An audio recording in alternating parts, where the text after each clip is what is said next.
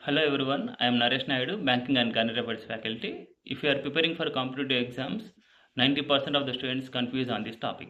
That is, what is the difference between banking terminology and banking or financial awareness? Banking terminology అంటే only banks గురించి మాత్రమే అడుగుతారు. అంటే banking related terms, అది కూడా బ్యాంక్ ఎగ్జామ్స్ రాసే వాళ్ళకి మాత్రమే జనరల్ అవేర్నెస్ సెక్షన్లో భాగంగా బ్యాంక్స్ గురించి క్వశ్చన్స్ ఇస్తారు. అంటే లైక్ మనకి types of banks, public sector banks, private sector banks, types of accounts like current account, saving account, fixed deposit account, like that.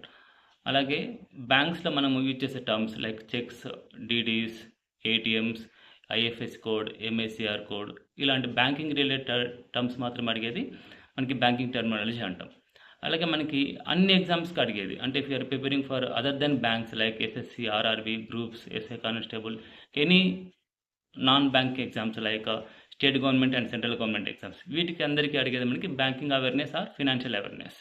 So banking or financial awareness అంటే బ్యాంకింగ్తో పాటు finance and economy related క్వశ్చన్స్ని touch చేస్తారు. అంటే మనకి news పేపర్లో ఏదైతే business page అని ఉంటుందో, బిజినెస్ పేజ్లో కవర్ అయ్యే మనం డైలీ లైఫ్లో యూజ్ చేసే finance and economy related terms అని కూడా ఇందులో కవర్ అవుతాయి.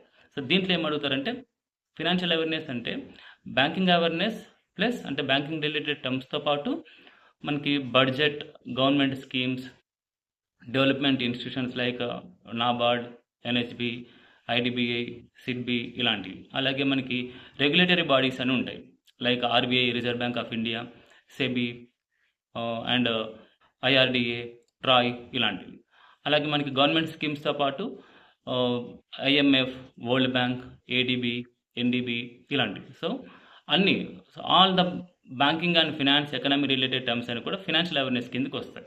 చాలామంది స్టూడెంట్స్ కన్ఫ్యూజ్ అయ్యేది ఏంటంటే బ్యాంకింగ్ టర్మినాలజీ అదర్ ఎగ్జామ్స్లో కూడా అడుగుతారు అని చెప్పేసి. అదర్ ఎగ్జామ్స్ కూడా అడుగుతారు, కానీ అది ఫినాన్షియల్ అవేర్నెస్ కిందకి వస్తుంది.